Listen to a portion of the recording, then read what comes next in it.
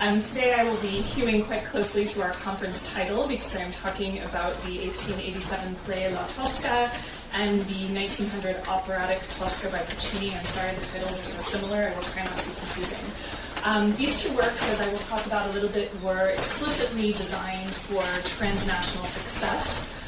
But within this topic of transnational performance, I'm going to be focusing my analysis on performance, on how a powerful performer can shape the genesis, performance, and reception of multiple works, stretching across genres from a play to an opera, and across national, linguistic, and temporal boundaries. So I'd like to just contextualize a bit what I mean when I'm talking about ghosts.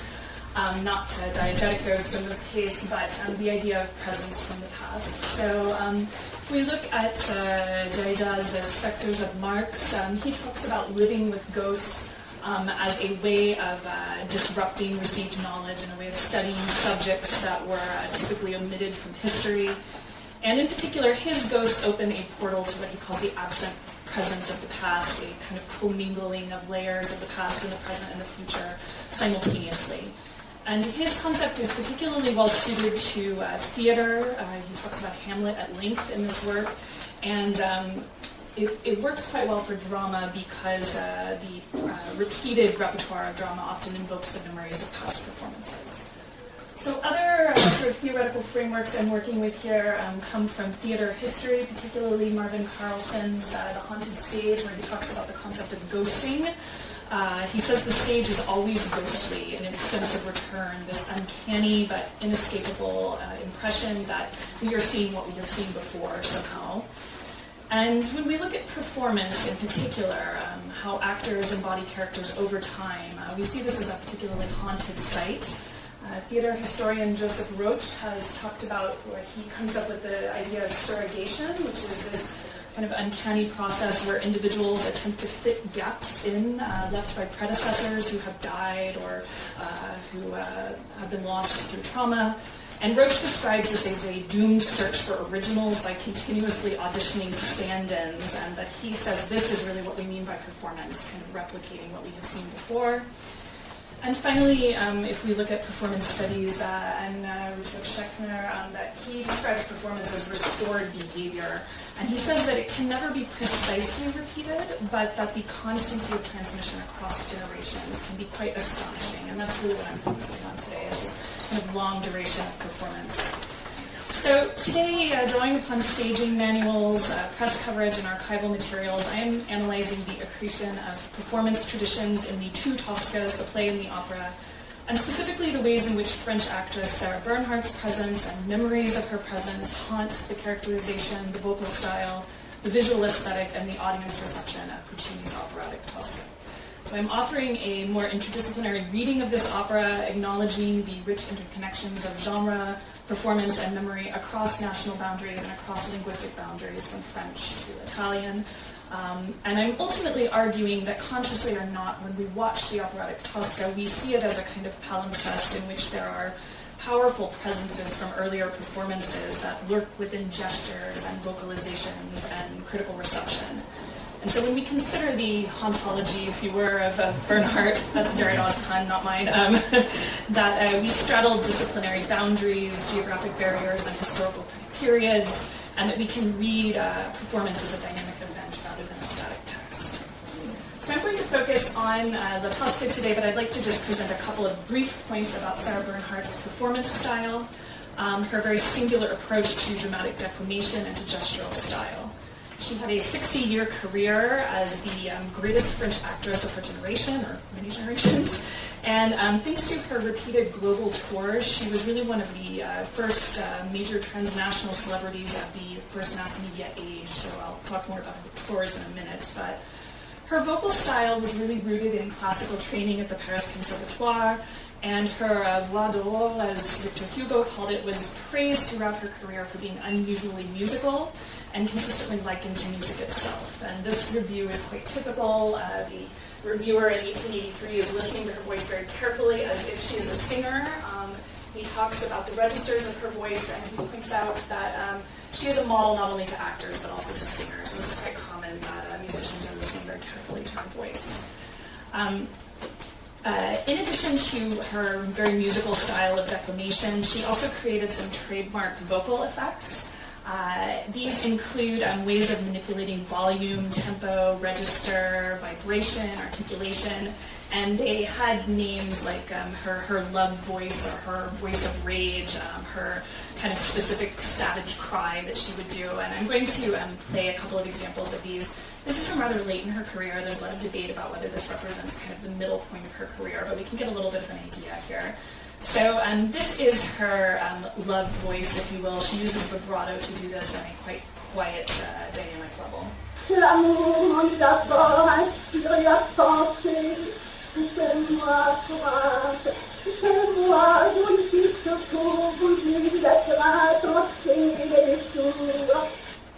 And then this is the tears in the voice.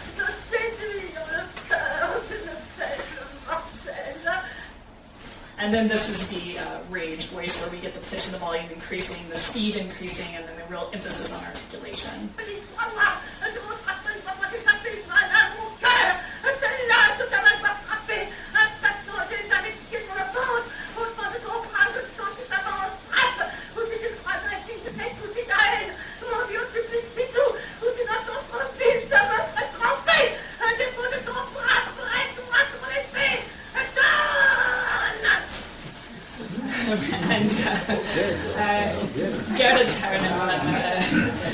A theater historian, has really analyzed some of these vocal techniques very well, and we do have these recordings, which is wonderful.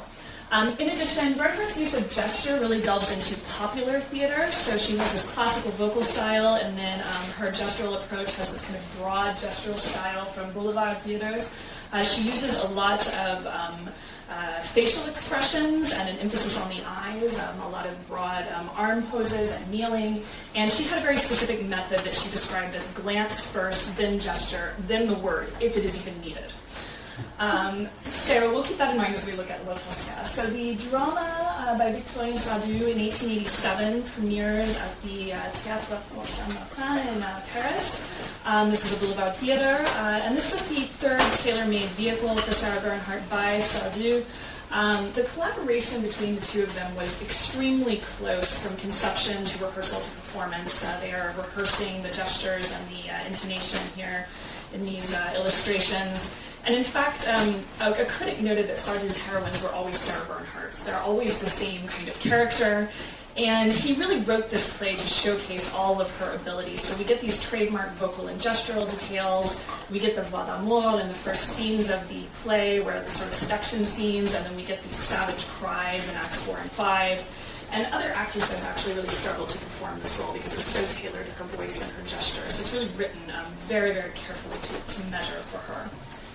The production was quite visually spectacular, mixing the lavish mise-en-scène of romantic drama and then the tableau of popular theater. And her renowned attention to costuming is really evident in her first appearance on stage as Floria Tosca, which is this rosebud printed dress, this long scarf, this huge hat, the shoulder-height cane, and then what was called a Bernhardt bouquet resting along her arm. And when she walked out on stage in this costume, the audience spontaneously burst into applause. And her gestural vocabulary throughout this play uses a lot of facial expressions, a lot of kneeling. She kneels at least 8 times in this play. And she habitually uses gestures to externalize the senses. Throughout this play, she often looks and listens. It mentions this in the stage directions.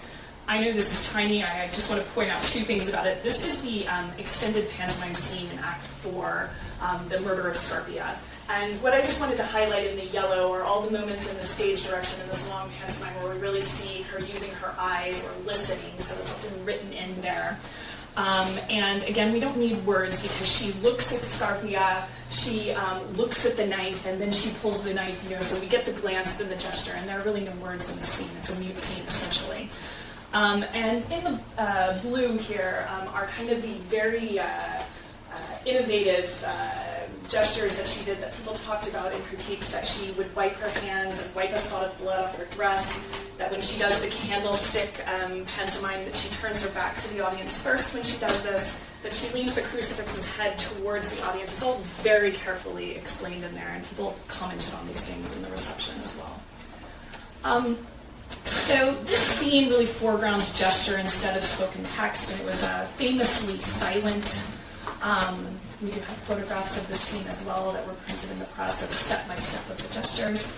But actually the scene is really not silent at all. If you read the stage directions carefully, you'll notice that there are trumpets and drum rolls that are in the distance. And indeed, because of the gestures and the muteness of the scene, there was an incidental music score for this opera. I located the lost incidental music score in Australia, of all places. And this was written by the resident conductor of the Port Saint-Martin du Stay. It's 13 numbers. And basically each act has its own kind of soundscape. So we have the kind of liturgical numbers of Act 1, 18th century temporal markers in Roman local color in Act 2, and then drum rolls and trumpet calls from Acts 4 and 5. And these often go along with the gestures. So the play itself was a smash hit in November 1887, and upon the conclusion of the play on the first night, instead of applauding the author like you would normally do, the audience yelled out, "Sarah, Sarah," and they asked her to come out. And so one of the things that Parisian critics really were asking is who the author of this play actually really was. Whether this was written by Sardou or whether it was really written by Bernhardt, saying that it was really impossible to separate the author and the actress here. And actually that it was impossible to separate the body of the character and the actress. The critic in Le Gaulois noted that Bernhardt had transfused all her blood into Floria Tosca. She weeps through her eyes. Her nerves are Tosca's nerves. The role is molded to her like a plaster cast is molded to a face. And Pierre Véron joked that Sardou should not be called an author anymore, but a tailor to the stars. And this was really picked up on a lot, that he was really not writing literature, that he was fashioning a garment for her, kind of. Intriguingly, our critic down here, Henri de la Pomeray, actually says, what's wrong with doing this? This is what composers do for singers, after all. What's so wrong with doing this? Which is interesting that he kind of takes this and says, well, it's kind of bad to do it for a play, maybe, but composers do it. So it kind of gets into these recent scholarship about the performer's role as a creative presence in the 19th century. I have done a pretty extensive study of the reception of La Tosca, which I'm not going to be able to talk about here too much, but I wanted to just point out two things quickly.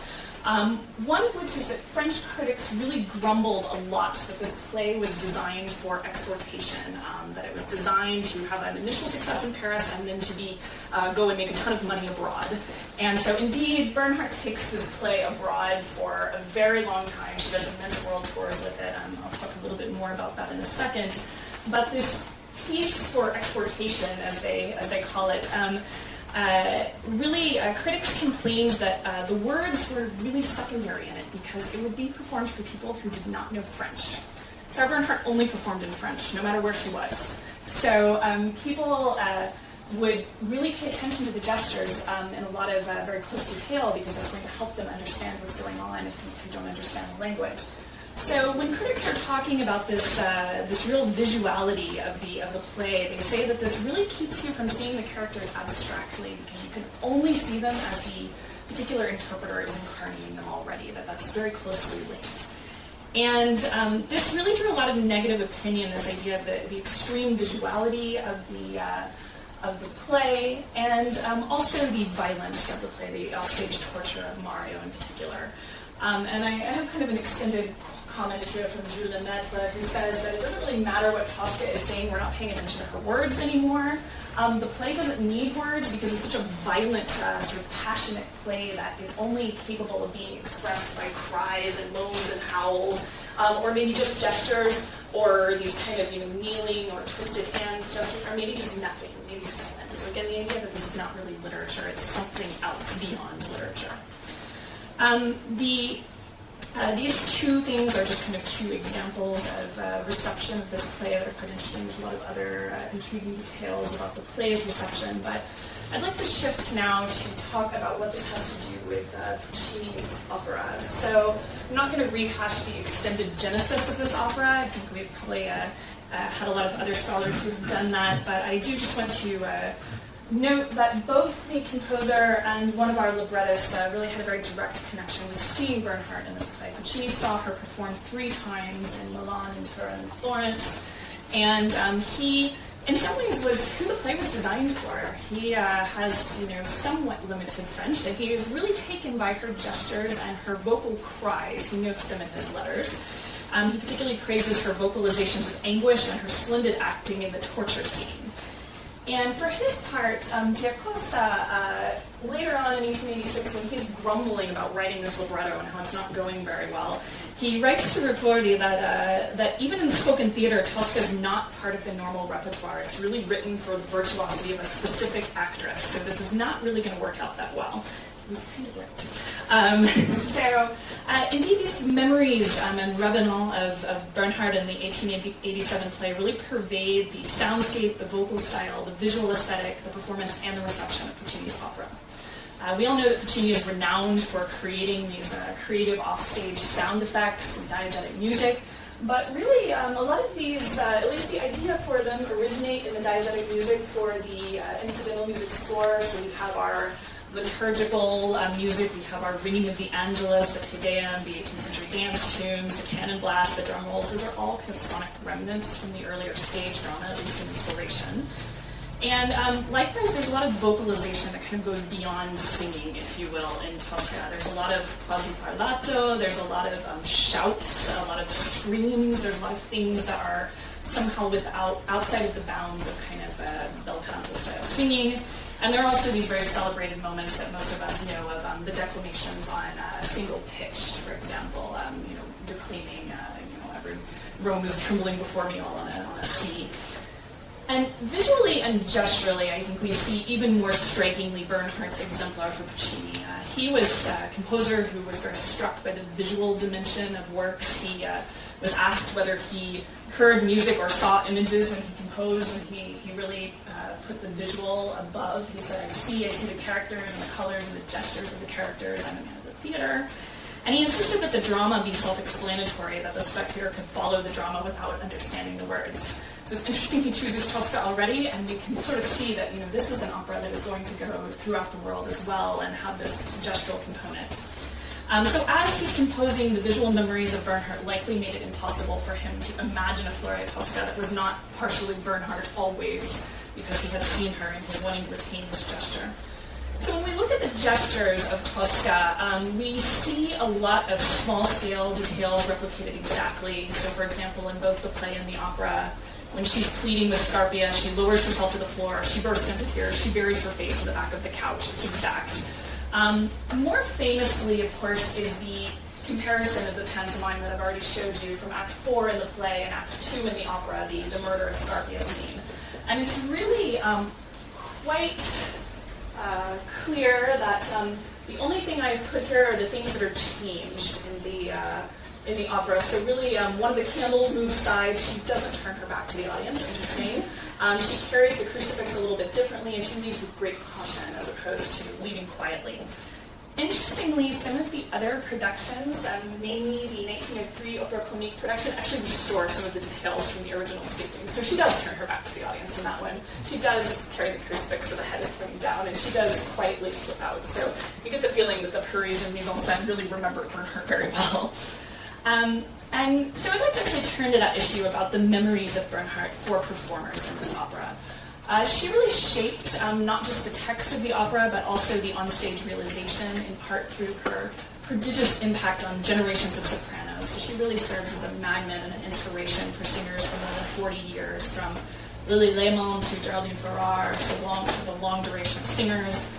Long before the opera was composed, singers were going to go see her play Floria Tosca. So Emma Ames actually went home to her mother and put candlesticks on the floor to show her what had happened in the opera house. She's so taken by it. And a lot of singers also claim, sometimes these are hard to tell how true they are, they claim to have done some little informal coachings with Bernhardt. So this is Nellie Melba here was claiming that Bernhardt taught her how to act Marguerite.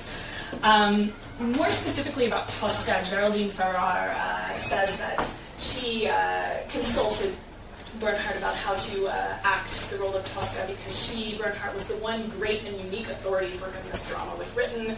I asked her to show me how she interpreted certain phrases. We went over the part scene by scene. She read the lines in her way. I sang them in mine. This obviously gives Farrar some cachet as well. So we really see her presence shaping sopranos in this way.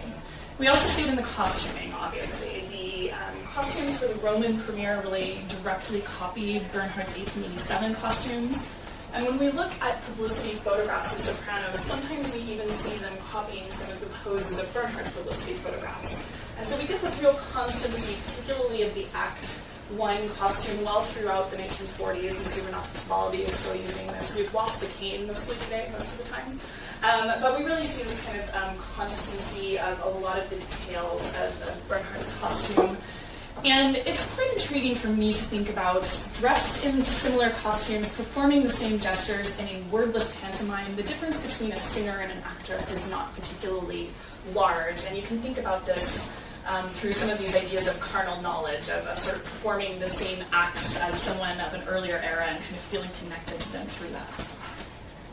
So few people really talk too much today about the fact that Bernhardt did premiere this play in 1887, but she continued to perform it for more than 25 years and more than 1,000 performances across the globe. So it was not that they sort of dimly recalled that she had been in this play once. She was sometimes performing across town while the opera was showing in another house. So, she's really still very literally before the eyes of audiences for many, many years. So when we look at the memories of Bernhardt in this role, we see for decades this idea, for example, in the Paris premiere of Puccini's opera, the critic from the Revue Politique writes, we still have present in our memories the intensity of certain scenes in Tosca as they were performed by Sarah Bernhardt. We see in 1918 people talking about, I remember, I saw Bernhardt. We see in 1820 in Yorkshire that most of us have seen Sarah Bernhardt at some point in time. This was 50 years, that's almost after the original premiere. So this memory of Bernhardt really remains quite corporeal for audiences for many decades. This proves a bit of a problem for sopranos at times. They were explicitly measured against Bernhardt and sometimes found to be very positive. So Tamina, they said, she took her model as Sarah Bernhardt with the best possible results. Others were talked about as being really not up to standards. So we see a lot of reviews of every new Tosca. Often there is a discussion of how she measures up to Bernhardt, which is quite interesting. I particularly like the discussion of Maria Jerez's 1921 New York performance. They talk about her singing Visidarte as Madame Bernhardt might have spoken it. I'm not sure what that means. And that she is a singer impelled by the spirit of a great tragedienne. I think we know whose spirit that is. So I'd like to just make two final comments about what this has to do with the reception of Puccini's opera. I've done a large-scale reception study of this, looking at the premieres in Italy, Argentina, Great Britain, the United States, and France, and looking for the first 20 years or so of the opera's reception. And there's a lot of intriguing issues that come up, but two that I want to highlight are the issue of violence and brutality, again. Really, they denounce this across the world as being a subject matter that is antithetical to music. That it is so physically horrific that it is exactly the kind of thing that music has nothing to do with. Interestingly, this seems to also have to do with the visual aesthetic. This critic from the London premiere talks about when you see Wagner's music at the theater, you might shut your eyes and not be worried about what's taking place on stage. But with Tosca, actually, you want to look at what's taking place on stage, and the music is interfering with it. And this is exactly, again, the kind of thing that music has nothing to do with. That physical suffering kind of repels music. So we see the text influencing that. And then the second issue is very, very continuous across the reception, that people talk about this being an opera without music, or maybe an opera that should never have had music to begin with. And we see a lot of comments that Puccini has just written incidental music, or that there is no music in this opera, which is bizarre to consider today. And so really, I see that the visual and aural memories of the stage play really proved too much for this opera in the first few decades. So I've presented a couple examples today of how the spectral presence of Sarah Bernhardt has haunted this opera. This allows us to recuperate some stage gestures and embodied memory, to analyze stage works through an interdisciplinary lens, and to look at plays and operas transnationally as well as across temporal boundaries. So Elizabeth Le Guin has talked about carnal musicology as not just the performer who feels the presence of the past, but also the listener-observer who feels them through the performer. So when we watch Tosca, even if we are not aware that we are sensing the ghost of Sarah Bernhardt, we are experiencing it with the performer as they enact the same emotions that she has done over a century ago.